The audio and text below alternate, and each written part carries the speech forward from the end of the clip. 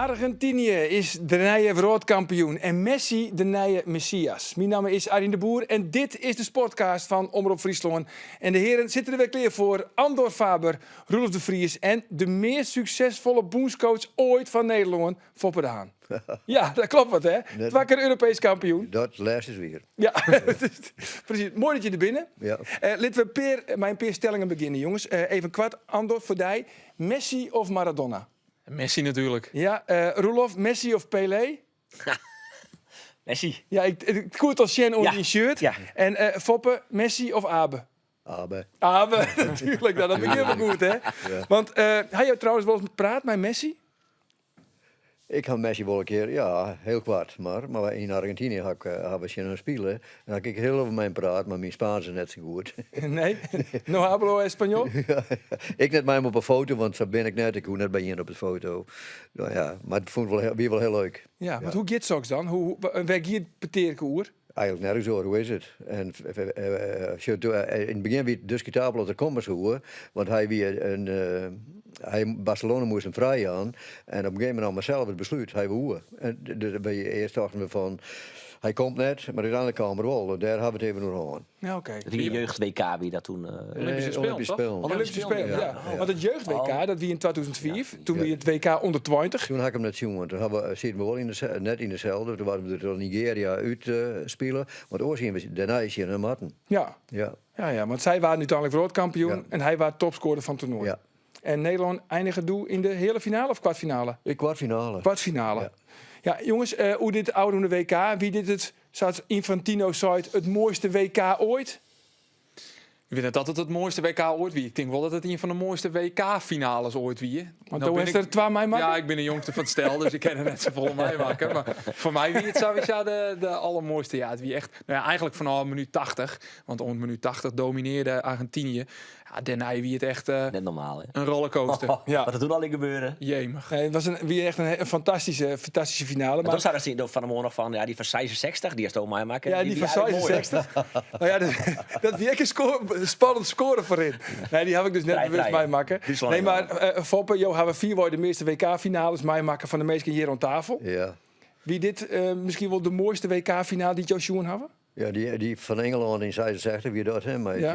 Geoff Hurst. Joe Hurst. Dat kan ik me nog wel herinneren. Ja. Dat gedaan, maar die had wel een goal of net een goal. Ja, dat wie ik wel. Maar dit wie qua spektakel absoluut top. Ja. Absoluut top. En had je nou zeggen hoe het hele WK? Want Infantino die zei dus, dit is het meest mooie WK ooit. Hij kan het ook zeggen. Hij had al een jaar lang in Qatar wennen. Dus hij is al helemaal beïnvloed van alle kanten. Dus hij kan ik dat doorzetten. Nee. Maar wat vind je jou? Nou, dat vind ik net. Nee, dat vind ik net. Ik moet zeggen, Zuid-Afrika heb ik meemaken in 2010. Toen wennen we Zuid-Afrika. Dat vond ik wel heel mooi. En die sfeer daar eromheen, hè, maar die Afrikaanse mensen die ongelooflijk feest vieren kennen, rondom dit soort dingen, vind ik fantastisch. Ja, maar toen je wel constant dat gezoem van die Vuvuzela's. Ja, dat klopt. Ik ga nog niet thuis lezen, maar daar blaas ik nooit op. Nee. Keek er wel? Nee, ik denk Ik keek net. Eigenlijk vind ik als Infantino zoiets zei, dan moet wij al per definitie het genoeg gesteld is het toch? Want die man die is zo fout als het me kent. Waarom is hij zo fout? Nou, dan hebben we deze podcast net genoeg. Maar dus, ja, nee, net het meest mooie WK. Ja, Net maar het meest we mooie kennen WK. natuurlijk wel. Nee, dat is het net. Vanwege alle ellende en de meeskarochten en de arbeidsomstandigheden. Maar puur alleen naar het voetbalshow. Ik kun je daar natuurlijk wel even over discussiëren. En dan vind ik het, dan benadert het misschien wel. Er zijn zakken rare dingen gebeurd. Hè? Maar bijvoorbeeld die poolfase waarin Costa Rica, Japan, Duitsland, Spanje op een gegeven moment in de yellow retiert gebeurden er safvolle scenario's. Nou, in Zuid-Korea dat er niet in tunnel teruggegaan, maar ook Marokko dat ze 4 is. Uiteindelijk Argentinië dat wereldkampioen worden is. Er zijn wel heel volle mooie momenten gebeurd. Ja, ben ik er maar niet eens. We zijn net vaak eens. Nee. Maar dit ben ik Maar ook maar vooral- niet eens, ja. vooral zo hard. Nee, ik vond vooral de wedstrijd in de poolfase heb ik echt wel van genoten. Zelfs van Canada heb ik wel mooie wedstrijden jongen. En ja, ik vond het echt De wel leuk. poolfase die ik wel ongemeen spannend. Hè? Ja. Dat gebeurt net vaak. Nee. Hè? Dus om het tweede plak, hè? Daar gaat het om. Ja, dat is in het verleden wordt altijd afgetekend. Hè? Die ben in het waar. En dat wie nou net zo. Nee. Dus dat maakt het wel interessant en spannend. Maar ik heb van de Nos, Arno Vermeulen. ja, en van wat die mooi vond, die zei, maar dat Jos net, zei de ontmoeting ervoor, rondom de stadions, er waren ongelooflijk op mensen vanuit de hele wereld. En die rond om elkaar heen en die weer net. En oors haast altijd een haast bij dit soort, dan is er ellende, met hooligans of wat dan ook. Nou, dat wie er helemaal net. Het wie ongelooflijk vriendelijk. Nou, maar dat is Jos net. Hè? Dus het is Rome, het openbaar vervoer of die metro weer fantastisch regelen. Alles weer fantastisch regelen. Alles mooi dicht bij elkaar. Alles vlak bij elkaar. Ja. Kan natuurlijk ik wel, omdat er net heel volle verhouding supporters wien. Ik denk dat in Zuid-Afrika en in Duitsland en in Engeland met die eindtoernooien. En dan ben je nog aan de 4000 Nederlanders, 4000 Engelsen. Ja, en Maar een hoop Argentijn. Alleen de Argentijn en Saudi-Arabië, wie een heel soort en heel veel Marokkaan. Ja, Afrikaners.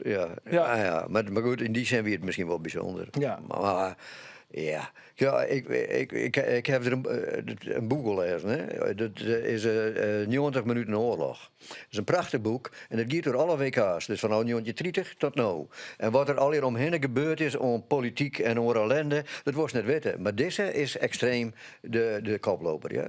Van wat er van tevoren al gebeurd is en hoe het gegaan is. Dat is echt extreem. En al die oren rondom de Tweede Wereldoorlog is een heel op gebeurd. En kijk naar de Tweede Wereldoorlog met Duitsland toen die kampioen waren.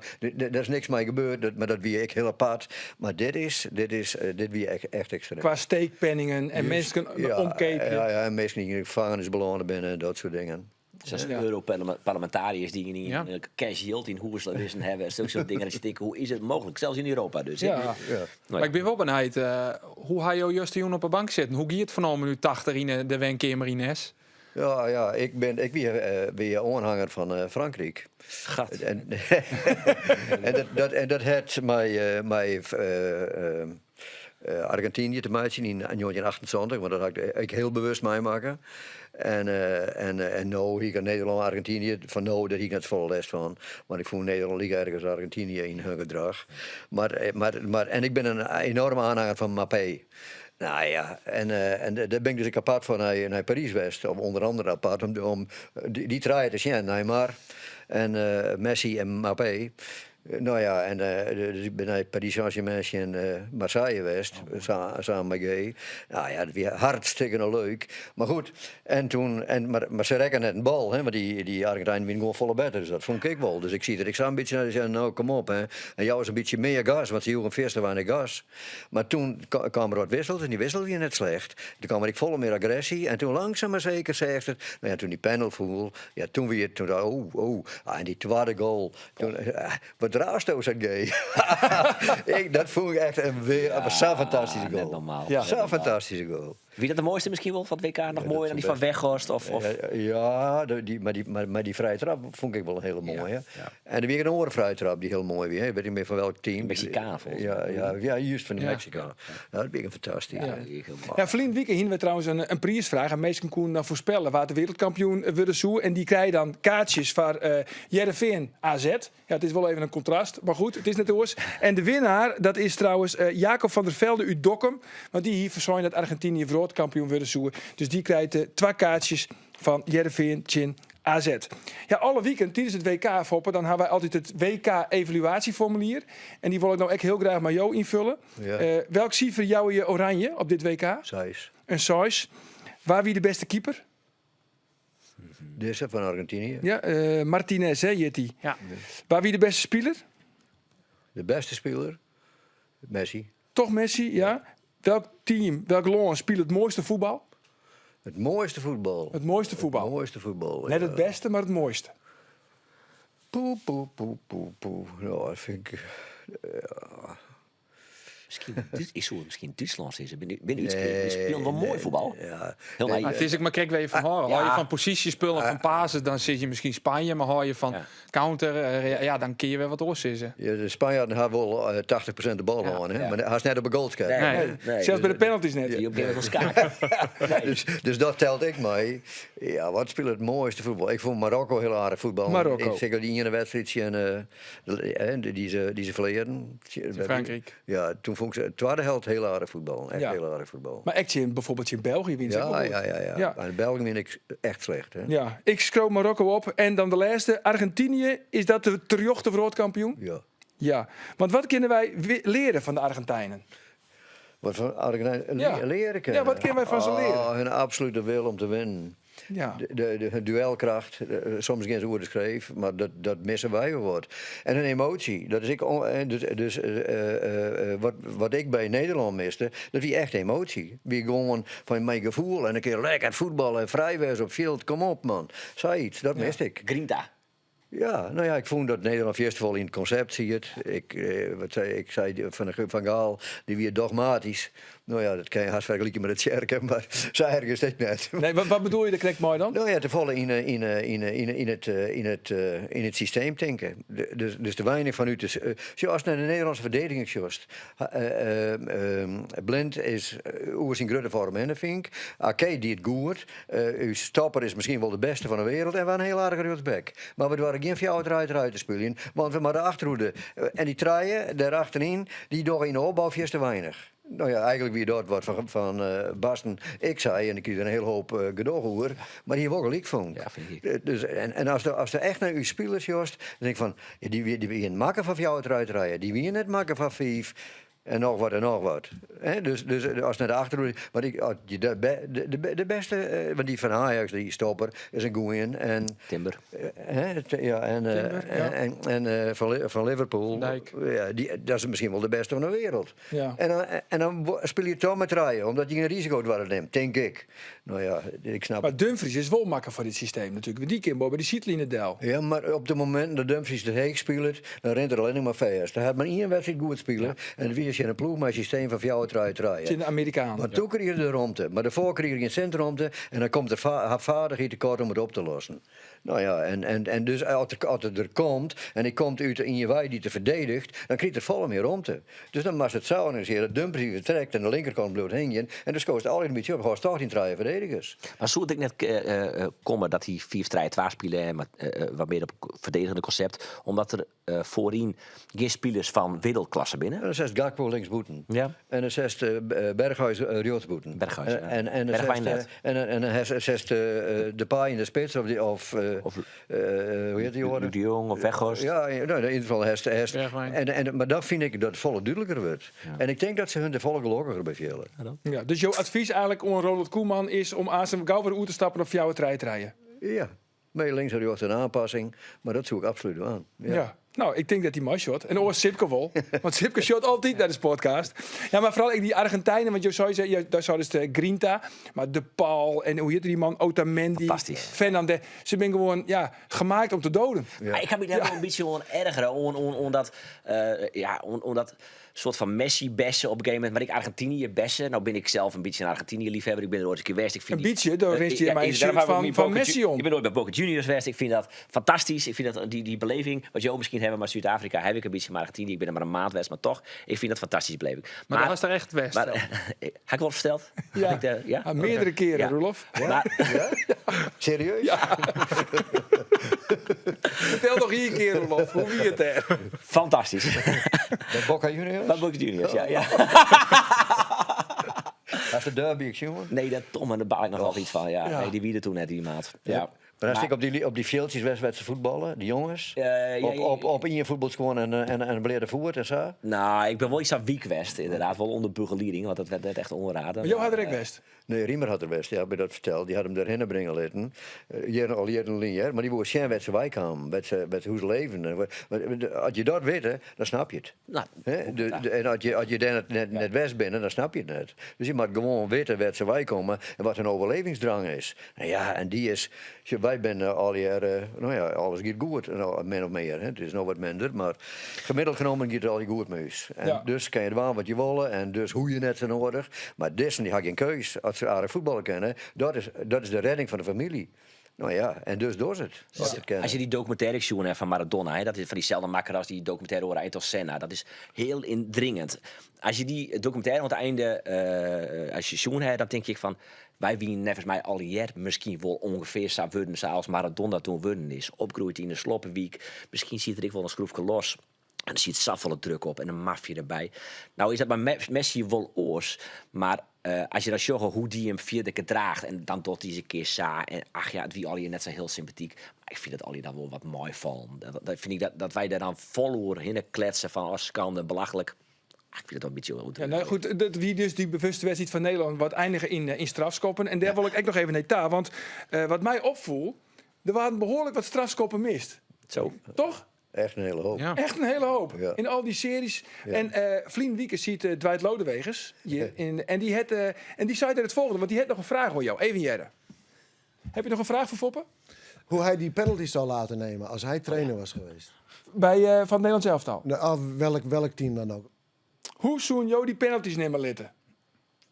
In het algemeen. Het begint met de keuze van wie eerst. Hè? Dus een lijstje maatje van wie eerst. En als je, dus ik vind dat je met aanvallers beginnen moet, want die hadden heel vaak het meeste gevoel voor. En dan... Toch weer Gerald Gibon in de bekerfinale. Dat soort types die zeggen van ik wil alleen nog maar de vijfde. Ja, oké, maar die weet dat er makkelijk, hè? Oh ja. Daar hoef je net op de discussiëren. Zelfverzekerd. Ja, zelfverzekerd, Ja. ja. Maar goed, als de aanloop is misschien wel alles bepalend. He, dus wij begint met de aanloop, hoe snel het aanloop is. En dat weten was worst. Dat is ook heel bepaald. En je moet weten, er zijn een hoop onderzoek naar penalties, jong. Dat is altijd negeerd. Hè. Toen ik bij Jong Oranje wie, toen kwam er een wetenschapper uit Grijns en Noor. En toen bellen Chris Visser, dat wie de baas van hem, die bellen hem op en zei: Fop, ik heb hier en die heeft verstand van penalties. Ik zei: stuur hem maar. En dan ga ik maar zitten. Nou ja, 1. Aanloop. 2, verder aanloop begint even focussen. Dus je fiets even dan. Of de zaken oploeken. Of je echt imani, hoe heet het? Imagineren. Dus weten was dorst wat er gebeurt. Maar weten was worst. En een redelijk snelle aanloop. En de balmaat. Als de rechter best in die hoeken. Dus aan de rechterkant van de keeper. En die maat heger dan zijn heren. Dus die bal die ze pakken, die pakken ze al daar. Die ben leger. Dus die bal maakt bij handbal gooien ze de bal ongeveer vlak langs de heren. Want dan kan dit zit wel voor te doen, maar dat is veel moeilijker dan daarin of daarin. En daar is kwatter. Dus die bal die maakt ongeveer op 12 meter hoogte in het zijnet. Nou is het een podcast, kun je hetzelfde nog een keer maar dan uitlezen. Hoe ben je er Nee, Maar je wil het natuurlijk maar ik trainde het met Van Nistelrooy. En dan die ik een fietsbaan. Honk in de pelen in de goal met touw vast. Aan de boppenkant met touwtje daar. Zei Hans honk in de goal. En dat wist dat hij hem daar zit. Dat wist. Maar dan is op een normale plek staan. En hij maar op zitten. Maar Ian, hè. Dus net zien, nee, Ian. En hij maat zitten. Dus daar komt de druk bij. Als het net zit, ja, dan bedenk ik wat rare dingen of zo. Ja. ja. Dat koe die tiert nog. Ging nou grensoverschrijdend. Bij een sweepje of zo. Ja. Okay, maar goed, maar hij scared maar altijd. Hij wist precies wat het... Boom, goal. De goal. Dus je trainen... Alhoewel van de week al kreeg nog wat van die eerst ik een sportpsycholoog uit Grijns. Die zei van, dat mentale kan je ook gewoon trainen. Hè? Dus wanneer zei ze al eerder, ja oké, aanloop en bal lezen en dat. Dan doe je het goed. Maar dat mentale stukje van de druk die je veel dat kan je niet trainen, maar dat gebeurt op dat moment. Daar had je een verstand van. Maar die man zei, dat kan ik prima trainen. Alleen dat ontdekken we ook pas dat het echt kan. Ja. En dus maar nou hier ik nog te krijgen. Maar die keeper van Argentinië, die wil de bal aan en dan smiet hij die bal weer vort. Oh ja, wat een probleem. Ja, nou ja, goed. Jo hier direct een handje van, hè? Want ik kan me nog heugen. Nee. De hele finale. Engeland. Ja, met ja. elke keer moest, moet even de situatie schetsen. Hè. Elke keer moest een penalty nemen. Die een hele lange strafschoppenserie. De 33e weer de beslissing. 33e. Dus gewoon moest alweer voor de tweede keer haast. Dus uw zandje weer de beslissende. Zuiverloon? Ja, maar In Engeland. Ja, Een van de Engelsen- Zuiverloon scoorde de winnende. Ja, De winnende. Jannie Makker. Wie erbij, wie erbij. Maar een van de Engelsen die woe die penalty net Ja, wie de nemen. onvoerder. Dat wie de ongeveer, die waren net of die hier je zin hoor. Nee, die zei dat het blesseerd weer. Oh ja. Ja. Maar dat wie iemand in het hele stadion Ja. die hier dat in de Ja, gaten. ja. En die stier op het middenstip. Ja, nou, nee, ongeveer. Ja, Roen het 14 toen. Ja, dat klopt. Ja, weet ik nog. Ik wie Maar erbij. want het is een psychologisch speeltje natuurlijk. Maar die jongens scheiden met de kwam naar jou bij me van ik schoot me toch gewoon in, zei hij. Met hond dus net. Dat weet toch ik die wedstrijd dat Maceo Richters die geweldige omhaal maken. Ja. Ja. Voor mij wie dat ik Engeland. Ja, dat wie Ian. Dat wie Ian. Paul. Dat is de allerlaatste minuut. Ja, van de... Die maken daarna nog een transfer naar Blackburn Rovers. Ja. Ja. Maar had daarna nooit wat zien lid. Nee, Nee. dat klopt. Ja. Nou ja, goed. Wat, nog even hoe die finale. Wat vond je van de skiërsdochter? Marciniak. Net dan die Spanjaard. Net onaardig. Die penalties, 12 van de 3 penalties wie natuurlijk discutabel. Die eerste van Argentinië vind ik te licht. En die eerste van Frankrijk, die vond ik echt te licht. Maar Dat is wel eerlijk verdeeld heft dan. ook weer op. En die derde penalty, die wie wordt terjocht vanwege Hens. Dus Ja. Hij kreeg in L'Equipe een 2 van zijn optreden. zo, zou dat een beetje chauvinistisch wezen? Nee, toch? De rest van de wereld wie wel een stukje positiever. Maar L'Equipe die wie... Hij wie beter als Lagos. Laten we dat Zo. wel zeggen. Ja. Dat nemen we Frans chauvinisme. Ja, toch? Ja. Dan nemen we Dat is de Ruud Voen. En dan nog even hoe Danny Makkely, want die hier natuurlijk in missie. Die wil heel graag de WK-finale fluitje. Maar bij de Friese assistenten Jan de Vries en Hessel Steegstra. Ze hebben er oorlog aan zitten. En 2 wedstrijden hebben ze maar kregen natuurlijk. Ja. Wie ze nou botteloos stelt, daar is nog contact met Jan. Ja, want we wonen natuurlijk ook even, maar ze waarom zijn op het toernooi, maar ze hadden verkeersen omdat net de wan. Waarom net? Omdat ze Ze zijn benauwd dat ze domme dingen zeggen. dat ze het voor haarzelf had willen, zijn ze dat. Ik heb mijn twijfels er wel bij, want ik denk inderdaad dat ze natuurlijk de herlien. Want ze hebben maar 2 wedstrijden die in. Ze hadden orenmannen zitten. Ze hadden onder mij de finale moesten ze blijven. Voor 2 wedstrijden, zien natuurlijk volle meer hopen. Ik denk dat die penalty bij Argentinië-Polen, dat die hun de das om die in had. Ja, ik Ik denk net onterecht natuurlijk, hè, want het wie natuurlijk een hele minder kaart. Minder beslissing om die penalty Nou, te ik, nemen. Wie had een penalty? volgens mij toch we dat al hier bij de sportredactie van Omroep Friesland. Als er iets discutabels is, dan Hulplijn. hebben we voortdaliks Erwin Zijnstra.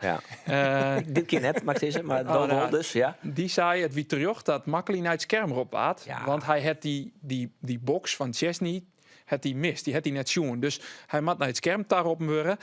En dan, vervolgens, zien ze dus besluiten matten, we jou hem net. Want het is te lucht om daar een penalty voor te jan. Ja, dat hebben ze net Volgens niet het proces is dat misschien terecht. Ja. Ik vond die box überhaupt al net een overtreding. Dus dan is het toch net te wachten om hem dan bij de VATA te Blijkbaar dus sturen. wel had hij dat net signaleerd had. Hij had dus die box net zien. Dus maar hij naar Maar het hoe zou scherm die box daarop- genoeg van een penalty? Nee. Nee, nou, Dus ben je er toch? Verkeerd besluit. Dus in die zin logisch dat ze geen. Maar dat is eigenlijk te gek voor hun. Dan maak je in je foutje. Ja, In je zij foutje. stikt weer. Hè? Ja. En daarna, de eerste wedstrijd voor fluiten het perfect, echt perfect. Dan maak je er in je foutje, maar voor de rest fluiten het ook nog heel aardig. En dan ben je uitserveerd, dat je derde uitserveerd worden. Ik denk dat Nederland er ook een rol in spelen had, hè, dat er een Nederlander is, denk ik. Maar Nederland wie van, laten we zeggen, de FIFA, ik net zo leuk, hier een commentaar op dingen en nou ja. Zoek in Dus volgens mij speel je dat soort dingen ook wel een rol. Ja, Ja. je bedoelt dat de FIFA net woe dat een Nederlander Argentinië fluitje zo in de finale vanwege die joggetje kaarten in de kwartfinale. En ik denk dat Marokko, Bigeliks, dat ik net door een Nederlandse skiertzochter lien worden koer Nee, vanwege dat het band is- tussen Nederland en Marokko. Oh, Dus maar dan kun je een heel soort landen opnemen trouwens, hè, die een baan hebben, maar Marokko natuurlijk. Heel dat is wie, maar ik denk wel dat dat factoren Dat minder zoek die je, een rol spelen. Ja, natuurlijk, dat denk Ja. ik ook dat dat een rol speelt. Maar het is wel verrekte sneu. Meer dan sneu, maar het is een van de besten van de wereld. Ja. Maar ze hier wel even zitten in Jan en Hessel. Om even hun verhalen over het WK te vertellen. Ja, ik denk dat ze benauwd binnen om. Als zij zeggen van dat ze balen dat ze het een vervelend toernooi voelen omdat ze maar 2 wedstrijden gaan. Ja, in FIFA de laatste uur aan mij. Ik denk dat dat net op Je wordt beobachten. Ja. Ze mooi misschien wel gewoon net. Dat ken ik, hè? Ja, dat is ik. VAR het toernooi. Ja, dat we best mochten- kennen, dat is iets ergens wat teken die maakt. Ja. Ja. VAR het toernooi oké, mochten dan is ik dat net met anders, ze maar- praten, want omdat ze leven geen ding seizoen, zo'n controverse. Je normale KVB organiseert altijd een persmoment dat er een skiertjochter uit Nederland naar een groot toernooi gaat. Hoe vaak hebben we er net West voor Erwin Zijnstra, voor hier nog Ekvar, Hessel Steestra en Jan de Vries net EK. Voor dit WK wie er geen persmoment. Ze winnen gewoon benauwd om wat hoe die, dat WK in Qatar te zitten, die controverse. En ik denk dat dat uiteindelijk nooit de reden is dat ze daar even net op waarom joggen. Nou goed, de macht van de emir die reikt heel vier. Jongens, ik heb een paar stellingen nog. Of jouw stellingen. Van Foppen. Stelling 1. Ik ben blij dat het WK nou oordoen is. Kijk me eigenlijk weer focussen op Heerenveen. Ik vind voetbal wel mooi, hè. Dan kan Ja. niet een broodje troties, hè. Dus nee. Heerenveen speelt het leuke voetbal als Oranje. Nee, Nee. Amin Sarr zou bij mij altijd in de spits staan. ja. En een vraagprijs van 10 miljoen euro voor Andries Noppert, dat is aan de lege kant. Dat zei ik in Toon Gerbrands, die kwam ik zien. Nou, wat moet hij kosten voor? Ik zei 10 miljoen. Dat had Rozenmond zijn, hè. Ja. Dat is wel veel, hoor. Nou ja, het zit te verkrijgen is fantastisch. Ja, toch? Maar Riemer zou je altijd Riemer zou je altijd nooit een bedrag nemen. Ja, daar ben ik het helemaal mee eens. Geen bedrag Nooit nemen. Of een absurd nemen. bedrag, dat ken ik. Hè? Of een fleutbedrag. Nee, absurd. 20 miljoen. 20 miljoen, ja. Dan 20 miljoen. Oh, ik zou de kop op in dit artikel. Foppe de Haan, 20 miljoen voor Noppert. Maar eventjes, jongens, de positie van Amin Sarr. Jo zei ze van, hij zoekt bij mij altijd in de punt van de onvastingen. Ja. Waarom? Ja, nou, omdat hij begint eigenlijk pas te voetballen als hij de bal had. Dus dat betekent dat als er dus aan de linkerkant speelt, of wat er een beetje om de spits in speelt, dan vind ik dat er aan links, ik vind hem sowieso geen linksboeten, maar als er achter de spits speelt, dan vind ik dat er eerst van het middenveld al ingiert en dat er dan eerst van de goal al is. Dan komt er haast niet meer bij de goal. Hij is redelijk snel, hij kan eentje niet inspelen en hij kan een goalmaatje. Althans, ik zeg altijd van dit soort volk, van dit is iemand die ongeveer weet waar de goal staat. Dus de kans dat er op een goal zit is redelijk groot. Nou ja, dus daarom zou ik hem in de spits zetten. Ja. Als daar om begint te werken en ik hem ik. Hij heeft wel een oren die hem voortsteekt in de diepte. Maar als dat gebeurt, dan is het hartstikke gevaarlijk. Ja. En ik vind dat er van de linkerkant komt het volle minder gevaarlijk. En dan is er, want dan gaat er toch naar binnen. Hè, dus dan speelt er laatst in de spits. Nou ja, dus volgens mij is een enige plak echt plak in spits. Ja. Wat doe je dan maar van- Wat vies nou, Roelof? Want vies heb ik net een echte linksboet. Want ja, als je zei ze van hij maat in de punt, ja, dan maat Van Hooyd ook naar de bank. Ja, nou dat is mijn volgende vraag dan. Maar om eerst te antwoord te geven op die vraag. Ik vind het heel erg lastig. Omdat ik volg die lijn helemaal. Ik vind de logica. Ik geef op hier zeker net te spreken. Maar Kees van Wonderen die zei het van ja, je had je in het wurg zo'n links binnen of een linksboeten of hoe je het ook maar nemen willen.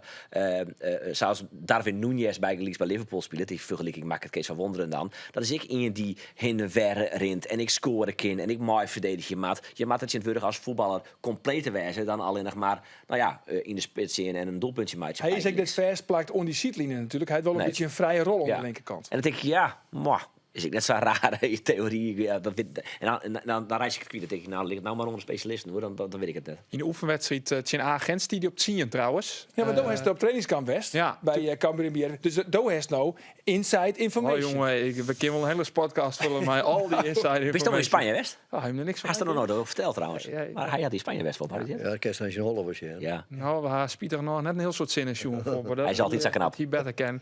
Maar hij stiert zijn agent op 10. Dat vond ik in die zin ook wel opvallend. Ik denk, ja, misschien is het iets. Maar nevens van Wonderen niet dat puur, maar de chinstanden te meidje en hoe die in de opbouw voetbalden en wie het net een experiment om het aas niks te doen. Maar ik denk, ja, dat zou natuurlijk ook nog een manier wezen om een wol in de as te krijgen. Makkelijker, dichter bij de goal.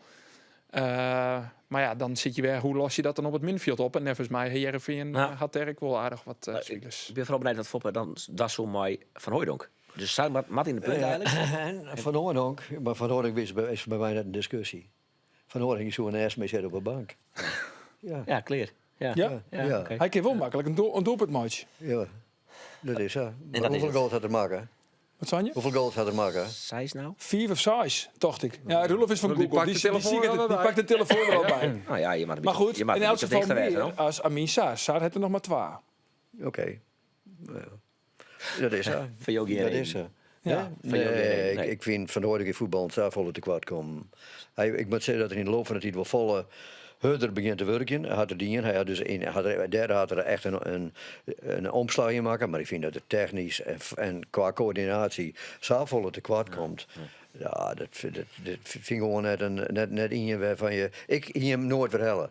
Nooit. Dat is natuurlijk onder druk van de meesten gong, denk ik. Maar die ik nooit wel hier voor ik een linksboeten zocht. En als de linksboeten naar Sar in het centrum, die linksboeten een beetje zwerven. En dan of aan de rechterkant in die zwerft. Dan hebben ze aanmerkelijk beter wedstrijd dan ook binnen, denk ik. Maar goed, dat komt natuurlijk ook omdat Van Wonderen die zei van ik borduur verder op het systeem van Ole Tobiassen.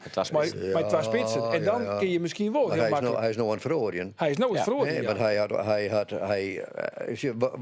wat er goed in vind ik absoluut, ja, is dat vanuit het systeem is er gewoon beter begonnen te voetballen. Dus het voetballen makkelijker, het positiespel is beter worden, het is agressiever worden op een goede manier. Dus het is gewoon leuker worden. Ja. Het is nog net leuker nog, vind ik. Maar, en toen, dat had ik zelf ik toch. Toen, op een gegeven moment toen we hadden zoveel punten, dus eigenlijk rennen we net zoveel risico mee dat het misgeeft. Oké, dan begin ik nou het systeem om te draaien. Want Heerenveen is van nature voor jou het rijden. Daar kan ik goed discussiëren. Ik vind dat Heerenveen van nature aanvallend is en van nature wat meer creatiever is. Maar die voetballers, die zitten er ik haast net in. Dus het is, ja, je moet het wel met de meesten die je moet roeien met de riemen die je houdt, was is ik net. Maar ik zou het een beetje oors invullen. Ik hier van ooit ook naar de zijkrekkel zijn. Die ik dus nooit weer waarom help. En dan wel en dan je hield broeken voor een hele creatieve, mooie, sierlijke, doelgerichte linksboeten. Had hij er weer, maar... En dan ga je nog een, wat dat had ik al zei, net zo psyche aan linksboeten. Maar wat doe je dan op rechts? Want dan speelt het nou in principe Simon Olsen. Dat is natuurlijk net een typische vleugelonvaller. Dat is meer een middenvelder. Ja, dat is zo. Zo zeg ik het. Wat doe je daar? Maar Ja, zeg maar. Zo, ik zet er nou wat door de filosofie en ik had er geen invloed op, geen enkele. Ja. Dus het gebeurt, dat vind ik, dat is mijn vak ik net meer. Dat is, maar vind je het wel leuk om jouw mening te doen? Ja, nou ja, ik denk dat het van oké, ik doe in wat ik denk is een spits, in je Steve op links of zwervend op links en in je Steve op rechts. Of oorsom, in je Steve op links en in je zwervend op rechts of oorsom. Nou, dat is eigenlijk een beetje en die is dan wat vrijer. Dan was het middenveld eromheen draperen. Nou ja, dan gaan ze nou ook hellen, Pelen van Aanholt. Ja. En dat is eigenlijk van Amersfoort. Dat is eigenlijk een diepganger, hè? Ja. Die had zo jongen. Ja, die had een enorm loopvermogen. Hij kan goed kopen. Hij is met de voeten, had er soms wat ruzie met de bal, maar hij vindt zelf dat het beter worden is. Nou ja, daar ben ik heel benieuwd naar hoe je dat nou oplossen. Ja. Hoe vul je daar je middenveld in en aan welke kant? Dus hij zou misschien ik wel aan de rechterkant spelen kennen, dan echt in zijn außenbaan. Hè? Maar ja, dan zet er de rechtsback op staat. Nou ja. Ja, wie is dat nu juist? De kracht is van Ewijk. Ja. Maar sowieso, het wordt wel, want ik heb even teld, 6 middenvelders van 3 plakken. Met Halilovic, Haaien, Olsen, Tahiri, Van Amersfoort en El Hash. Ja. Dus maar daar is een treien, maar op het bankje. Ja, dat klopt. Ja. Dat is de consequentie. Of wie speelt voor jou het waar. Ja. Maar wat is dan de ideale samenstelling van het middenveld? U gaat even van jou het rijden, want daar liep het nou het meest uit dat ik in. Dat gaat zich spelen. Nou ja, dan zou ik... en dan is de volgende discussie is dan, nou, doe je mij een size voor de verdediging of doe je mij het zien? Dus ik zou altijd spelen met size voor de verdediging. Dus jou rijden mijn verdedigende... Lekker behouden. Nee. Lekker behouden, nee, die size voor de verdediging. Dus net. Dit snap je dus net. Dan spelen ze dus met de punten achter. Dan heeft dus 2 diepe middenvelders. En als we dit zien, en dan heeft 2 controleren. Jongen, ik zal die Cruijff-verhaal vertellen. Ik had een keer discussie gehad met wie samen met Van Basten bij Cruijff. Van Basten bondscoach en ik die jonge Oranje. En toen wie de discussie spelen we met een 10 of spelen we met een 6. Nou, bij Cruijff weer geen discussie. Dan doe je mijn size. Want die size, dan had je in de opbouw altijd heel vaak in je meer. 2 en 1. Dus kun je makkelijker de bal in het middenveld krijgen. En dan heeft bij die oren 2, size en 10. De aanval gaat door rechts, de linker gaat naar binnen. Of die gaat boeten om, maar de linksboeten naar binnen gaat. Of andersom. Dus die wisselen elkaar dan ook. Dat is volle moeilijker te verdedigen dan als je er een 10 deel zet, want dan zet ze een man op. Dus als je een 10 achter de spits doet, zet de tegenpartij die zet 2 verdedigers en 1 op die 10. En die moet dan knokken om vrij te komen, want dat is hartstikke herkenbaar. En met 6 en 8, of 6 en 10 of 8 en 10, wisselt het voortdurend dat je het goed doet. En dat is volle moeilijker te verdedigen. Oké, we spelen maar in size. Ja. Waar wordt die size? Ja, dat zou ik, hoe heet er? Ik ben slecht in naam. Haaien? Haaien, ja. Haaien. Ja. En Van Amersfoort, ja, dat is de loper op het middenveld. Dat zou die aan de rechterkant komen, als er zo goed is. Als die site dat er is. Als het zelf zei dat Nee, er is. en maar de kerst ik zeggen van oké, dat dienen we met die vrouwen bij toen die Europees kampioen werden. De spitsen wie de saais. En die oren was Jackie, die speelde er correct tussenin. En de Verdonk, hoe heet ze? Van de Donk, die gang.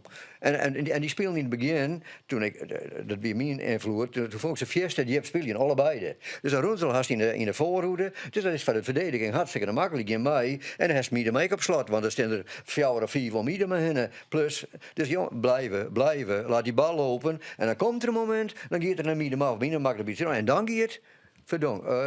Van de Donk. Van de Donk. Van de Donk, ja. Maar dan hebben we Haaien. En dan Is de controleur op size? Tahiri is dan neem ik gewoon degene die de tweede nummer size is maar. Dan moet er beter spelen dan nodig. Oké. Ja, die zit op de bank. Ja. Het gaat even om de basis. We je hebben Tom Haaien op de controleur. Daar Van Amersfoort. zoekt die Olsen deel verder. Olsen. Olsen en Van Amersfoort ervoor. Ja. Dus dan Halilovic op de bank, Al-Hash op de bank Ja. en Tahiri op de Maar bank. dan hebben we Gary Osboeten meer. Al-Hasho natuurlijk ik nog op links kennen als de creatieve linksbin die rond te maken het voor Keulert. Al-Haj is als er zich ontwikkelt, vind ik een geboren aanvallende middenvelder. Ja, maar goed, Maar dan hij mag had nog die wel eens de 8 zien neiging. dan. Dus, Nee, ja, aan de linkerkant, op wat is dat, 8? oh ja, ooit niet meer. Ja. Ja. Ja. Zo. Maar Al-Hasho misschien altijd wel spelen, maar hij had wel een beetje de neiging om het zo nou dan wat lichtzinnig op te vatten. Oh, die moet leren, daar had ik wel eens contact mee. En dan zit ik mij met, het is een hartstikke aardige jongen. En dan komt er en dan zit er. En dan hebben we een papiertje erbij. En dan lees ik hem uit van Ik zeg, maar er is één ding wat je moet leren, Rami. Dat is dat je veel harder moet leren werken. Want datzelfde was ook zei van die speler van Liverpool. Die werk je zo ongelooflijk hard.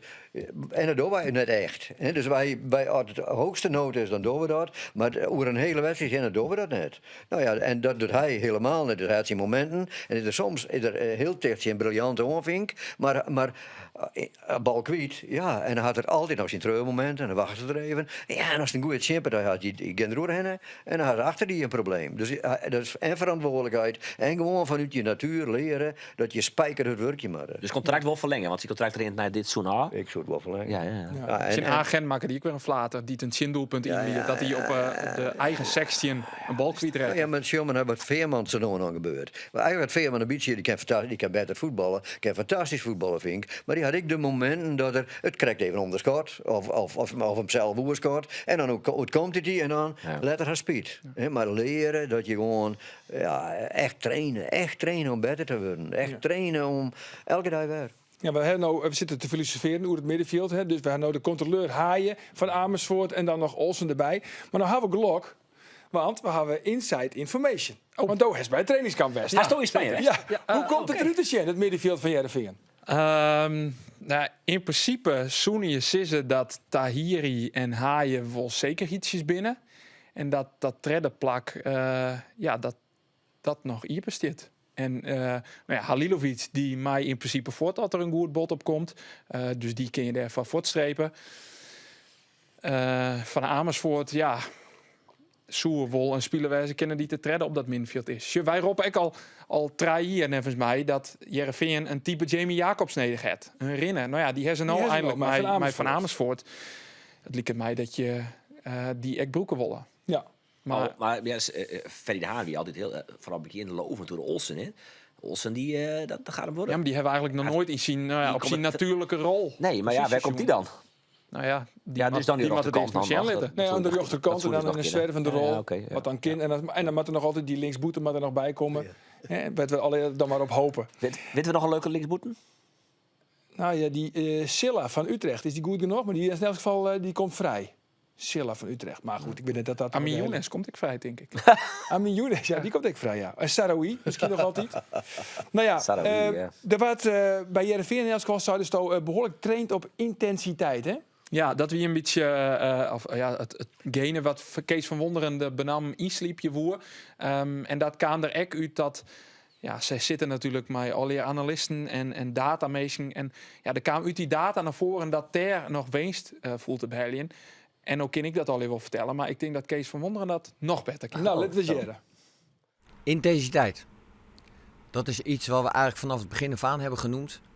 En wat blijkt uit de data die we na wedstrijden iedere keer terugkrijgen, is als wij met intensiteit spelen, en daar bedoel ik mee de afstanden die we als team afleggen, de hoge sprintsnelheden halen, dan blijkt uit de data die we dan krijgen, dus dat we over het algemeen de 6 wedstrijden die we gewonnen hebben, dan zitten we hoog in intensiteit. De wedstrijden die we gelijk spelen of verliezen, zitten we veel minder in. Dus op de een of andere manier, en dat is ook mijn gevoel, op het moment dat wij in staat zijn om wedstrijden intensief te spelen, te beleven, individueel spelen, maar ook als ploeg, dan vergroten wij onze kans om wedstrijden te winnen. Dus dat moeten we vertalen in de manier van trainen en uiteindelijk weer doorvertalen naar wedstrijden. Ja, klinkt dit logisch? Zo logisch, dat is niet waar. Ja, ze maar ik gewoon hudde werkje. Nou ja, dat moet je wel mij verstaan van. Maar dat vind ik al de oude jaren, had ik bij Heerenveen ik wel eens geroepen, van ik vind dat ze een periode, nou net meer, ja, maar dat er een periode geweest is, dat ze gewoon te weinig trainen, te weinig doen. Wat doe je nou, waarom doe je nou, hoe vaak doe je in de week krachttraining? En hoe doe je dan de krachttraining? En hoe verbind je dat dan met voetbal? Nou, er zijn hele theorieën over. Nou, ik vond dat ze die net echt meenamen. En ik in hun op het veld. Ik heb een mooi voorbeeld van Liverpool. Die spelen draaien. Dat doet er hartstikke intensief. Klopt. En dat is hartstikke intensief. En wij doen het draaien intensief. 3 minuten, 4 minuten of 4 minuten. Dat je krijgt wat je wil. In welke periode je zit, dan jouw rust. En dan begin je weer. En hij doet, net altijd, maar in sommige perioden van het jaar, doet hij dat, draait hij 4 uur. Hij houdt rust, 1 minuut. En daarna in 1 minuut is het 60 meter rennen. Boom, boom, boom, boom. En direct erachterom weer draaien spelen. Ja, dan ben je wurg. Ja. Maar om beter te worden, moet je zo nog een verrekte wurg wezen. Dus uit die data blijkt ik dat ze te weinig in het reet zitten. In het reet betekent dus dat je een hartslag hebt die aanmerkelijk is. Dus normaal is dat, als je voetballen, 160, 170. Maar je maakt ze nog een 190 gaan. En als je dat nooit hel je, op training ik net, dan ben je in de wedstrijd ik net wend. En dan denk je van, oh wacht, ik ben wurg. Dus wat die verraden van Frankrijk juist er een beetje zelf hier, vond ik. Ja. Van die gong erbij lezen. Van ja, moet je eens mee zien hoe burger ik ben. Nou ja, en daar zie je. En de kwaliteit in duel. Dus als je power had, dan ben je duels. Als je geen power had, ben je geen duels. Dus je moet 2 keer in de week een blok krachttraining doen. Alleen nog op een verantwoorde manier en individualistisch. Dus onpast aan wat stokest en wat stokest en wat stokest. En als dat goed doet, dan is het in het begin het moeilijk. Nou, die periode had het nou, maar dat kent het wel. Maar omdat je dan weer een week herstellen, wat en ik. Maar als je dat net doet, dan leer je er nooit mee om te gaan. Dus dan, wat je de neiging hebt om te doen is, oké, ik ga een blok, en dan begin ze een beetje te zeuren dat ze werk binnen. Oh, dan moet ik ook kalm aan doen. En dat we kalm aan, is het effect wat je voor je hast, is geen effect. Nee. Is dat nou beter voor elkaar bij Heerenveen? Nee, zat je vroeger Henk Heijsing hier in... Henk weer fantastisch. Buiten discussie. Maar is dat goed oppakt? Dat ben ze wel een schoof kwijt. Ja. En ik vind dat Van Wonderen had er wel idee bij. En ik vind dat er over goede mensen om hen hebben. En dat doen ze in de opbouw, dus bij hun jeugd, doen ze dat ook bij volle systematischer. Had helemaal voortwest. Dus dan, zoals ik dat ster, want dan is de stap van onder 21 naar de eerste, die is vies te groot. Dus dan doet ze de wedstrijd goed en daarna doen ze weer iemand kwam, omdat ze gewoon de basis net had. Wat je eigenlijk doet is een soort fundament. En als je dat fundament goed is, kan je een prachtig huizen bouwen. En als het fundament net goed is, dan kan je er wel een mooi huizen bouwen, maar dan verloopt die donderteam kwamen. Ja. Dus eigenlijk precies hetzelfde wat George Ulteno dacht eigenlijk bij Cambuur. Hè? Want bij Cambuur klaar is ook alle steen en been dat er zo getraind wordt. Ik weet niet dat ze klaaien, maar ze constateren het in ieder geval wel, de spelers. Ja, dat er harder traind wordt als voorheen. Spelers klaar toch gauw, of niet? Dan was jij dat ze klaaien. Ja, nou ja, goed. De vorige keer hebben we ook wel zo'n bij George Ulteno hier rond tafel. Dat die jongens die wisten even net wat ze ook aan. Ja, ze vernamen dat er wel een tandje scherper traind waard. En Fouke Boy die zei het al in de week dat hij vernaam dat er een frisse wien waaide tot de club. Ja, er is wel echt wat verloren. En, maar is dan Orjan, want wat is er dan nog meer verloren? Behalve dan dat er heel hard traind wordt? Wat ik wel persoonlijk echt noffelijk vind, is de uitles die George Ulte jouwt. Hij is heel gestructureerd en hij heeft de actie nu zijn. Oké, ik begin met 2 weken verdediging trainen. Dan doe ik 2 weken onvast trainen. Hij gaat over weken nog op scenario's trainen en op counters. Dus wat doe je bij scenario uit je voorstenen? Wat doe je uit je efterstenen? Dat duidelijke, dat gestructureerde, dat vind ik naar Boetentaal heel noffelijk. Want dan weet je, ik weet ze met dwanden binnen. Ik denk dat spelers dat extra ervaren. Er wordt harder traint, intensiever traint dus dat is ook een verschil. En moest ik wel, er moest wat verrooien, er moest wat gebeuren, want anders zie je Cambuur oneind van het seizoen eruit vliegen. Dus ja, dat zijn al die signalen dat je zegt, er gebeurt wat, er moet wat verrooien, er verroort het wat. En ja, nou is de vraag in hoeverre dat op 8 januari ik profijt had. Ja, gelijk de krijgertje in Volendam. Ja. Volendam wie ik op trainingskamp, toch? Maar die hier de materiaalman vergeten. Ja, dat jij ik. Ze kan weer Volendam kwam en die geen materiaalman mijn naam. Dus Robert Muren die ziet jongens in het bad ziet hij zijn shirtjes te wassen, want die wien smaak van train. Dat is toch net de Leeuwen? Nou ja, sowieso lees je daar bij Volendam wel bepaalde dingen van je denken we zijn daar met wanden, maar Jonk die een wekenlange vakantie had als de rest van de ploeg, wielst hij ook heel bot onder druk stiert en het is wel heel. Ja, maar wie dan misschien wel een operatie van de knibbel die gewoon hier, dat het zijn verhaal en ik weer doen toch? Ja, maar communiceer dat dan, want dan heb je echt geen Ja. gruffende verhaal in. Ik heb wel als positief werkje van Cambuur. De ellende daar. Dat Ja. hartstikke in ieder geval in club onder. Maar het waren natuurlijk. Maar Lid wat hoop je. Ja. Nog even over de trainingskamp, want Jokie nek altijd op trainingskamp, toch? Maar jij de vingen. Ja. Wat doe je dan vooral op zo'n trainingskamp? Is het echt vooral voor de teambuilding of bepaalde oefenvormen erin sliep je? Ja, nou, je komt met een idee uit de competitie bij. Je hebt sowieso een soort jaarplanning. Hè? Dus wat hij over Charles heel veel, dat hier bij ik. Hè? Dus oké, we trainen in systeem, zeg maar zeggen, in periodes. En wij hier een eerste periode van 6 weken, later gaan we waarom niet draaien. Dat we dus de golfjes lichter maken, dat is fysiek. Nou ja, en als we naar het trainingskamp gaan, dan wisten we precies, oké, zoveel weken, dat weet je, begint de competitie weer. En dan maar we zwart, dus de eerste weken van de competitie doe je gewoon minder. Dat is gewoon omdat je dan de scherpte die je opbouwt, dat moet ze dan etaleren.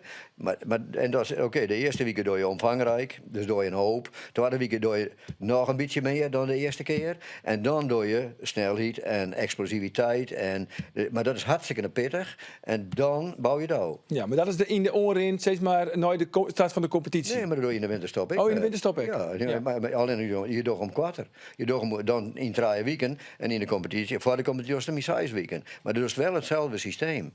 Nou ja, en wat ik een keer, dat kan ik me nou heel goed heugen, had ik een keer op Papendal West en had ik aan alle orentrainers van de Eredivisie verteld wat wij dus in die 10 dagen, toen gaan we dat 10 dagen op trainingskamp, wat we dienen hier. Ja, die bent zeer verbaasd wat we dienen hier. Savolle. Ja, Savolle. En ik zag gevarieerd, want dat is ook wel heel belangrijk. Hè? Dus er is ik altijd 1 of 2 oefenwedstrijden als dat kerst. Dus maar als maar zo'n dagen is, dus maar 1. En wij die in 2, een keertje in rusten, een keertje in mappen of zo. Nou ja, maar er ziet. Dat is één aspect. En het andere aspect is dat je dus zo lang bij me kan binnen. Dus ik kan jongens bij me kan zitten en dan ga je er even over. Maar ja, ik ga Alex Pastoor een keer zeggen van, maak nou eens een hartstikke mooie quiz, Alex.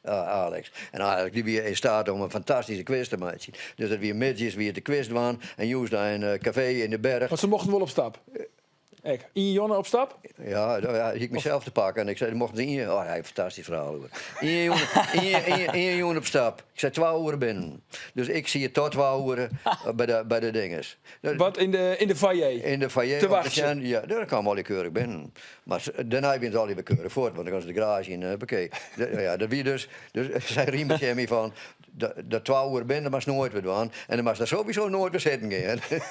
Nou goed. Want Harris Huizing wie toch ook altijd te let dan? En toen kwam Harris met het verhaal van Riemen, hè, met die squan. Maar dat is gewoon. Ja, dat is een geweldig verhaal. De oordijs toen zei ik aan Harris, ging van, oh Harris, je bent nog wel verstandig Harris. Dus zo praat ik in hem. En toen zei hij van, ja, mijn trainer, ik had een probleem. Want we woonden die bar in, of wat dan ook. En dan mochten we net op Gimpies, wie toen nog. Hè. En dus ik moest gewoon een squan hebben. Toen ging naar de voorzitter. En die ging mijn maat, dus ik die de squan van de voorzitter aan. En toen ging de voorzitter naar huis, maar ik net, want die squan moet naar huis. Ja, mooi. Maar bij Henk de Jong die tackelt niet. En dan moesten ze verplicht op stap. stap. Maar de oren is wel koptraining. Ja, maar de oorzaak is echt trainen. Dus ik ging maar eens net stroom en ging maar eens rennen. Echt rennen. Oh ja. En dat zeg ik het wel. Ja. Maar dat- Spuien. Ja, juist. Alle kleuren. Maar geen enkel probleem, huppakee. Ja. Dat is prima. Ja. Ja. Het Cambuur die trouwens, die mochten vreten joen, hien zijn vrije joen, mochten ze dan wat ze woeden, maar dus die sneur wel een wandeling, hutdraven. Hutdraven, Op ja. het programma, ja. Maar Dus dat is, hij heeft de zweeperek aardig. hij was zelf ook mij, hè, George Ulte. Ja, is hij fanatiek? Is hij, fanatiek. sportief? Hij is Ja, fit. ja, hij rent, nou, wat zei hij laatst toen hij bij ons te gast wie? Hij wie van doel om een hele marathon te rennen, dus Hij is daarvoor in training. en daar helpt zijn Maar trainingskamp ook bij. het hoorde je mij door de berenloop. Ja, Ja. die heeft krijgt weer West natuurlijk. Ja. Daar heb je wel eens een mooi in, toch? Of Nee, niet? dat vind ik nooit mij. Nee? Oké, nou ja, dan net. Hey jongens, ik wil nog eventjes iets jaren van George Ulte, want hij heeft hem nog geïnterviewd. Ja. Geen idee weet hoe het gaat, maar ik ben benieuwd. Oh, leuk, ja. Ik zie een groep die heel gretig is, die graag wil. Die graag een duidelijk plan wil hebben, maar dan ook alles wat ze kunnen om het plan te volgen. Een ploeg die snel stappen maakt, maar ook echt nog wel veel stappen moet maken om over 2,5 week Eredivisie klaar te zijn. Ja, Cambuur is nog net Eredivisie kleer. Dat is wat hij zei, ja. Is dat ook een beetje iets om je zwargen uit te maken? Komt hij weer op mijn zwaar. Is dit nou een vraag aan mij? Ja, dat is een vraag aan mij. Oh, ik mag weer een zwaar aan Maar mij. is toch niet zwaarder dan ander? Nou, het waren een hele weekend. Dat is een lange tiert. Daar kun je een hoop van. Dus ja, hij is natuurlijk zoend hij begon, is alles gericht op snij 8 januari. Dus daar moet het te steen. Nou ja, lid we hem die koers Jan. En lid we hem die mogelijke Jan om te zwaaien. Dat kan we er dan kleer steert. Ja. Die mogelijk is, ja. Ja, Nee, maar we hebben dat daar is ja. natuurlijk ook naar Spanje gestuurd. Ja. Omdat we weten dat er Ja. een heel belangrijk peteerwijze zoet tussen George Ulte en de directie van Cambuur. Want Ulte zou zijn wensenlijstje dan clear hebben. Daar wiest ik op dat terras, daar wiest ik bij dat gesprek. Nou, wat is er al je bepraat, Andor? Ja, het wie een gigantische anticlimax. Oh. Want inderdaad, ze hier nu eens lekker maken. Ulte in de podcast van ja, op trainingskamp. Dan weet ik welke kant ik op wil, welke spelers ik misschien afskiën van hem wil, wat erbij maakt. En Er is de krantenkacht en Ja, die stukjes uitknipt. Zodat precies. tot die gatjes, de kranten... zo zie ik ja, daar in het hotel. En pionierenkoers, ja. Foucault Boy en George Ulte. Ik denk, nou, zullen we het weten? Nou, zullen we erachter komen? Nou ja, Ulte die zei, dat is net mijn pakje aan om daarover te vertellen. Dat jij bij de technisch manager. Dus ik naar Foucault Boy. Ik zei, nou, Foucault Boy, ik zei... Vertel het maar, wat wordt het? Waar Ja, wij in de fort, wensenlijstje. waar wensenlijstje. Wij zijn lieke benijd als Do. Ja, nou ja. En wat zei hij? Ja, we hebben veel gesprekken gevoerd, maar ja, Jos heeft nog iets meer tijd nodig. Ik denk volgende week, als we weer in Nederland zijn, dat we met elkaar gaan zitten. Hè. Dus eigenlijk hier ik helemaal net naar Spanje hoeft. Nee, dat is eigenlijk de eindconclusie. Ja, dat, Wat maakt er nog bij Cambuur voor? Weet je dat? Of zo, daar Cambuur er meer voor? Ja, nou ja, Cambuur had moeite om goals te maken. Maar goals keer is verrekte moeilijk. Dat zit misschien ook wel in hoe je voetbal, wat je er dan uithaalt, je een beetje verhoren. En ik vind maar het zit dat ik de keeper net zo goed vind. Ik vind dat de keeper haast elke wedstrijd een belangrijke fout maakt. Nou ja, en dat had ik wel een paar keer de das om niet. Hè. Nou ja, en als Jos naar de linksback vind ik wel goed, het centrum, kan ik wel in bij die wat snelheid had en wat agressiever is, denk ik. Ja. En die Fransman komt wel weer om, begreep ik. Ja. Dat lees ik in de krant. Molen. Die vindt iedereen wel goed, dus dat al waar in de boer. maar Maar daar heb ik als een keer hoe discussie. Ja, Ja. maar je Te lieds, hè? Te lieds. Dobby Riefs daarin, ik kie er dus achteraf misschien helemaal net heen hoeft, maar ik hier was ik iets van ja, dus wel, ik wil net maar lege handen tussenkomen. Ja. Dus ik heb er toch wat uitloeken ken bij Foucault Boy. Nou, laten we jaren. We weten best wel dat wij in aanvallend opzicht, dat we daar wel wat kunnen gebruiken. Maar om nou bijvoorbeeld iets simpels te roepen van, ja, we scoren te weinig, dus we moeten een spits hebben. Nou, dat is eigenlijk niet de issue. Er wordt wel gevraagd van de spitsen, ja, meer scherpte. Maar ook andere posities wordt dat van verlangd. Hè? Want het is niet alleen de spitsen, het zijn ook de buitenspelers, ook de middenvelders. Dus het is een samengeheel. Nou, dat heeft nu ook tijd om dat te ontwikkelen. Maar ik vind wel dat we zeker aan de zijkant nog wel eens, vooral aan de linkerkant, nog wel eens wat dunnetjes zitten in het prestatieniveau. Dat is grillig, nou, dat moet stabieler. Dus, maar dan kom je eigenlijk ook al wat meer in wat ervarene spelers die ons zouden kunnen helpen in het proces om handhaving te realiseren, want daar gaat het om. Ja, hij broekt een soort woorden, maar eigenlijk zei hij van in het kwad, we willen een linksboeten. Krijg dat Jereveen. Een ervaren links. Een ervaren linksboeten. Ja, dan is en op bij supporters valt dan de naam van Mats Seuntjes. Sjoen, de link ik mij Ulte, die had natuurlijk bij Fortuna mij hem werken. Kun je die betalen?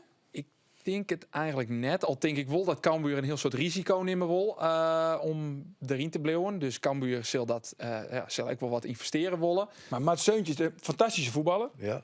Maar lastige jongen. Ja, lastig. En hij verdient aardig wat volgens mij. Ja, volgens mij. denk ik. Ja, Ja. Dus ik denk dat dat het probleem wel eens weer Als kennen. een Helly kennen, fot Helly. Maar ja, zou die echt op de linksboeten? Nou ja, nee. Nee, toch? Nee. Die wil meer op het zien eigenlijk. Spitsen systeem misschien wel. Maar Want die wil in elk geval net achter de rechtsback van de Chimpartij onderin. het is geen Amir Nee, Remco Balk. En nee, want onder de linkerkant heet dus Balk en Mambimbi. Ja. Dat is te licht. Ja, dat vooral te grillig. Te min pieken en te volle dalen. Dus dat is in ieder geval een positie waarop ze haar versterkje willen. En ik ben ook heel benieuwd wat er in de spits gebeurt. Want het zei wel een hele hoop dat bij de oefenwedstrijd in Lille... dat in de eerste helft Tom Boeren in de basis stier, in de spits. In de tweede helft Milan Smit. En Ulrikes in de tweede helft het zien wie.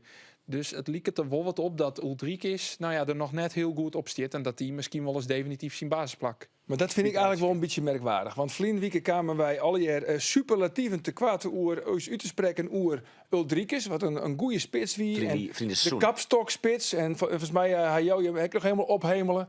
Serieus? Ja, dat denk ik wel. Want Maar het dat is wel iets meer dan Ierlien, of niet? ja, dat denk ik. Dat, ken er nou niks meer van. Ik zou me daar iets bij voorstellen kunnen. Want hij is de ideale spits. Kapstokspits, toch? Balvast.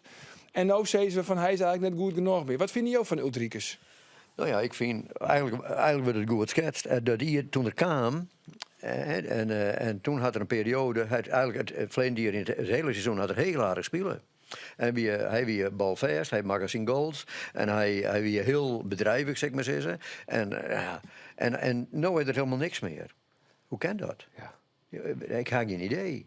Had het met training te maken, had het met zijn omstandigheden te maken, had mij. Ik zou er een sportpsycholoog op losleggen. Ja, nee, maar alles heeft natuurlijk te krijgen. Want spitsen ben dat soort eigenzinnige types die hebben vertrouwen nodig. Ja, maar er is misschien ook wat te maar vertrouwen had iedereen nodig. ja, maar misschien krijgt hij ook wat te min onvier van de zietkanten. Ja, maar goed, hij had wel een paar, toen er mij, die had er nou ook nog wel een paar aardige kansen aan, die er echt gewoon verknoeiden. Terwijl, dus dan ben je aan het denken. He? Op het moment dat die bal komt, begint te denken van wat, en dat je begint te denken is de oer. Ja. Dus je moet net denken, je moet intuïtief handelen. Dat is kenmerken aan spits. Hè? Die moet net, want dan is het altijd te let. Dan mislukt het je altijd. Ja. En ze zullen ik wel met hem trainen, dus voorzetten, afwerken, ik weet niet al wat, om vertrouwen te gaan. Ja, zeg maar. Ja. Maar Maar het is haast altijd een. Als je bij zo'n type jongen, dan moet je. En het is hartstikke jammer dat Henk er net meer is, want volgens mij kan Henk dat meer dan de beste. Maar je moet een soort relatie mee zo bouwen. Zonder relatie geen prestatie. Dat is gewoon de realiteit. Dat is echt weer. En met gevoelige typen, en ik weet niet hoe gevoelig dat er is, maar dat ik net door had je hem gewoon heel zakelijk beschouwen zou, ja, dan gaat het mis. Dat kan ik niet garanderen. Ja, ook kwam een keer maar het verhaal dat de situatie rondom de oorlog in Rusland en de situatie, hij werd in Letland, dat ik wel een rol speelt, of ik weet niet hoe ze als precies die familie formuleren. nog in Dat Letland. een rol speel je ken. Dat is, Oké. ik weet net al dat zij is, Oké, maar nee, dat oké. is wel iets wat je jaren Ja. wat mogelijk een oorzaak wezen kan, inderdaad. Ja. Ja. Nou ja. Maar goed, ik jij het al. Bankie dus, Nooiste van Hooijdonk. Tom Boer in de Smits, Arjen. Nou ja, nee. Ik zou altijd bij Ulrikes Ja, beginnen. ik trouwens, Maar goed. ik zou er gewoon vertrouwen niet aan. Ja. Ik is die wie toen sa fenomenaal goed, dat kind net in ieder geval Ik ben, werden. Als je een beter maatje wil, of maar je zin het is met mijn praat, maar dan zou ik zin op zeggen van, oké, er spelen zij wedstrijden. Ja. En ik kan niet naar een uur uithalen, ik kan niet naar een jelle uur uithalen, of nee, maar dus beginst, deze zij wedstrijden, wees zeker dat het beginst. Want dan is de druk om elke wedstrijd te presteren echt, die helft een beetje bij hem voort. Dan heb je de verantwoordelijkheid. En dat krijgen ze met die penalties. Als je niet zegt van je doonnemst, maar ik ben verantwoordelijk, want ik ga daar jongen wezen. Dat is makkelijker dan als het zelf zeist. Er was nog een sportpsycholoog die zei, ik weet niet meer wie het wie, maar die zei, je maakt van tevoren onderwijzen wie ze neemt, in welke volgorde, en ik zie in welke hoek die zitten matten. Bijvoorbeeld. Dat komt nog verder, voel ik. Ja, ik Ja. nog verder, ja. Maar Git had alles te krijgen met verantwoordelijkheid inderdaad zelf nemen en bij die maar spelers dat voorthouden. is mijn jonge speler, dat je die erin dogen en je docht hem erin en dan is de druk enorm. Dus de kans dat ze het net dogen is heel groot. Als je een size van oké, prima, ik ga zelf wel vertrouwen in die, want ik ga die jongen in het belofte team, maar dit, door het op trainen goed, door spelers de eerste size wedstrijd, nou de eerste 4 wedstrijden spelers. In ieder geval door beginst. En dan kan het best wel dat even net gaat, dan haal ik het er weer uit, dat maar ze accepteren, maar na een week begint het weer. Nou, en dan jou ze als het ware houvast. Nou, ik ben benieuwd hoe het komt in de... Ja, gelijk een hele belangrijke wedstrijd natuurlijk in Volendam. Ja, de hele man is belangrijk. Emmen hebben ze daarna. De treffers nog voor de bekers. Want het wordt nou cruciaal, toch? Cruciaal, toch? Hè? Anders? Heeft toch net oplet bij wat Kees van Wonderen zei? Het is pas cruciaal Precies, in maaien. in maaien. Dus Eind Oké. van de rit. Eind van de rit. Aan het eind van de voeken vangt men de visk. Alsjeblieft. Nou, dan ben we haast onder het einde van deze uitsturing, jongens. vond dit wel een mooie Eigenlijk ben we er al. Ja. Nou ja, op het eind van de voeken vangt met de vis. Maar nog even een paar dingetjes. Oh. Wordt Feyenoord kampioen? Herfstmeister, wordt Feyenoord kampioen? Foppe? Nee. Nee. Roelof? Nee, Nee. Andor? Nee. 3 keer nee. Ik zeg ja. zo. Wel leuk. Bloot Maar Cambuur in de Eredivisie. Waarom sissen we nou dit soort dingen? Want ik bedoel, we hebben al hier de wereldkampioen voor zijn en dan komen we nooit op waarom. Dus waarom doen we dit soort dingen? Waar had de goede wereldkampioen voor zijn, jongens? Ik hier Duitsland. Waar hing jou? Ja, Duitsland. Ik Duitsland? Ja. Ik hier eerst even met jou bellen. Hey, waar is het ook? Ik zei, ik hoop Argentinië, maar ik ga Brazilië een keer. Brazilië? Ja. Nou, let op. Nou ja, ik heb Door dus, Zwengels dit onderwerp horen. ik heb dus in de pools heb ik Brazilië invuld. Ja. Maar volgens mij heb ik een keer in de sportcast zijn Argentinië. Volgens mij een keer. Ja, Volgens Ja, mij. oké. Ja, we zeggen al hier wel eens wat. ja. We zeggen al hier wel eens. Bloot Cambuur in de Eredivisie. ik maak het me niet zwagen. Dus ja. Ja. Nee. Foppe? Bloot Cambuur in de Eredivisie? Ja. Ja, ik zei zeker ja, tuurlijk. Begin van het seizoen straks nee. Nou, steeds Nee, toen zei ik, we de play-offs. play-offs. Oh ja. Ja. Hellet Jereveen in de play-offs. Andor. Ja. Om Europees voetbal. Europees voetbal, ja, Ja. zeker. Ja. Foppe? Ja, play-offs, ja. Ja, ik zei zeker ja. Oké. Is de 8, hè? Dat is nog wel. Is de Zo'n 8. Maar goed, Jereveen zit er goed op, toch? Ja, Als er nou nog die hele sierlijke linksboeten bij komt, dan is het probleem voort. dat is het probleem. Wat? Joekers, hoe die spelen bij Hertha BSC? Oh, en Joeke erbij. Ja, maar die wordt hier vanuit Rusland. Ja, dus ja. dat maar is dat zou toch ingewikkeld wat om wezen? niet een keer... Ja, Maar ik dat denk dat hij wel zou speelt bij Hertha Toch? BSC. Nou zit hij. Dus ik denk dat hij... Dan is hij de duur, denk ik. Maar ja, als hij noppert 20 miljoen pak hakje het. Ja, dan kunnen wij Joeken van hem weer ophelpen. Ja, maar dat is de laatste vraag. Wat Mat Jereveen nop het verkeepje? Wat vind je nou? Hang het van die Jeldau. Ja. Maar let ik eens zeggen, een reëel bedrag, let ik eens zeggen, zo'n heel miljoen. Dat is een redelijk bedrag. Een redelijk bedrag. Ja. Zullen ze dat wel matten? Ik zou zeggen van mij, een mooi bij Ajax onder andere, want Ajax had een hele goede reservekeeper, die bij Go Ahead West is. Gorter. Ja, en die is dus daar hartstikke ongelukkig geweest. Maar ik denk dat het gewoon voor Heerenveen een hele goede is. Dat weet ik wel zeker. Ja. Ja, dus Gorter met gesloten beurzen plus 3 miljoen. Draai, hè? Draai, hè?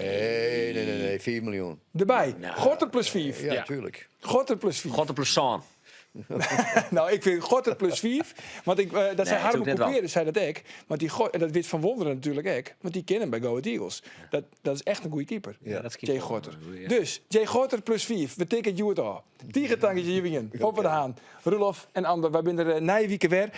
Dan is het tweede Chris Dooi trouwens. Dan ben we net op televisie. Maar wel op YouTube en op Spotify. En de gast, dat weten we nog net, hè? Maar er komt een A-gast. Wij zijn actueel als altijd, dus dat weten we nog net. Zo is Maar het. de podcast is er. Altijd. Altijd. En dan ons na je weekend. Dag.